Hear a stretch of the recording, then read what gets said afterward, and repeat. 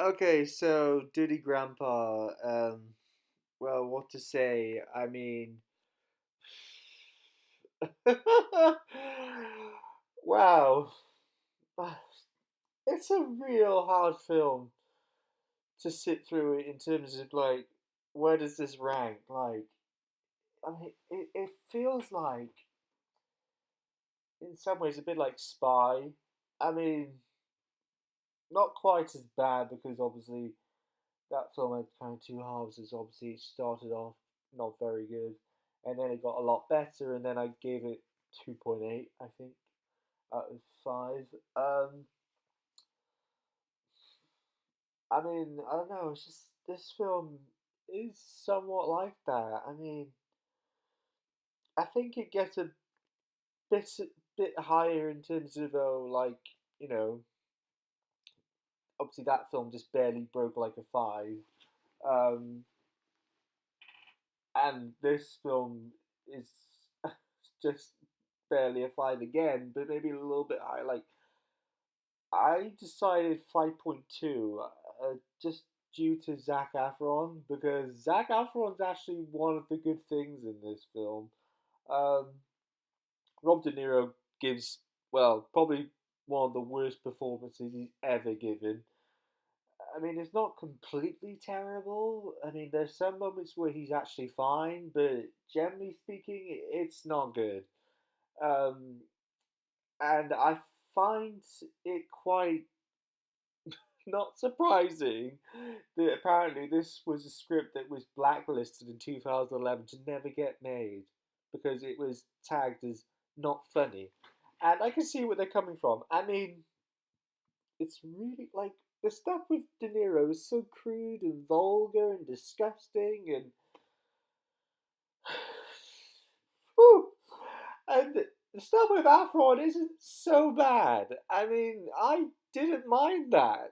It's just there's like a scene at the beach which is really bad, and I didn't find that funny at all. And there's a scene at the end which we all know which is coming at the wedding that oh, De Niro really made that. It was so bad. Oh my god. And then Audrey Plaza is just not very good.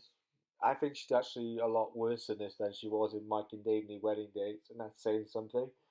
Um, the girl who's friends with her is a lot better because obviously Zac Efron finds some interest in her and stuff, and that's all good. Girl plays Meredith. He obviously has feelings of doubt and not if is she really the right one because obviously he's got the job with the firm which she's got the job with as well and the photography and stuff like that. um Now, yeah, there obviously is a lot of nudity in this film, which you can probably tell by the tone of my voice I've used. um but it's just an odd film. I mean, there are bits of it that aren't so bad, bits that I obviously did quite enjoy, and the whole film isn't completely horrible. Um, it's just having to sit through scenes of Rob De Niro having self pleasure, like the first scene you see him in. It's just a bit like it just turns you off a bit from watching the rest of the film, but I actually had to kind of stop watching it at one point, and then sort of carry on because I was just. And there are just some people who give some of the worst performances of their entire career, which really is saying something, especially if people who have a small part in the movie and have obviously dotted around in comedy films in the past. And like the cops, like what's going on with those cops? Like, okay, admittedly, some bits they aren't so bad, but for the most part, they're so completely incomprehensibly unfunny. It's a joke. It's terrible, and it's just like I don't get this.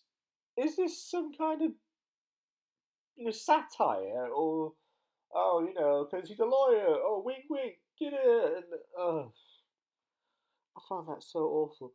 And I know it sounds like I'm sort of slagging off this movie a bit, but I mean there are things in it to enjoy. Like Zac Efron is good. I mean, there has been this renaissance in the last few years of Afron that's been excellent, and I think he is committed and he's doing a lot of good things in there. And obviously, you got the douchebag characters who the girls have sort of got swooned by, and obviously De Niro and Zac Efron hate them and stuff like that.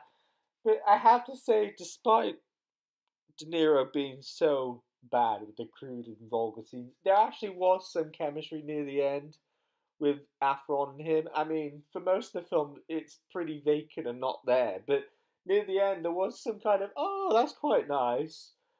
And now he's not spewing disgusting things out of his mouth.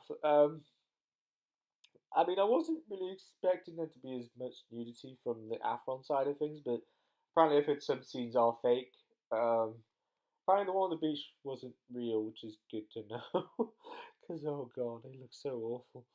Um, but yeah, I mean, I think Afron definitely has shown that he's a lot better. And he actually does have a nice singing voice when it's not in High School Musical and that garbage. Um, but, I think he is universally the best thing, or like I say, one of the best things about the film, and he's pretty much high up there. I mean, there is obviously other people in it who aren't so bad. I mean, the sort of parents and stuff like that, and this and that.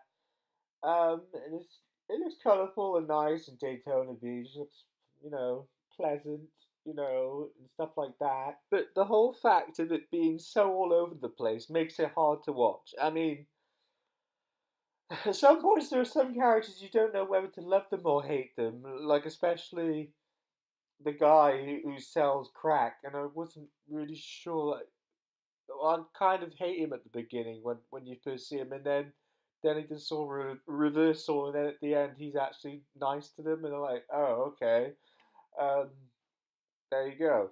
And yeah, I mean it is all over the place. I mean, it's definitely not the worst film of the year, that's for sure. But if the film had been more centered, like if the whole film was about Dirty Grandpa and Zac Efron wasn't in it, then it probably would have been the worst film of the year. So there you go.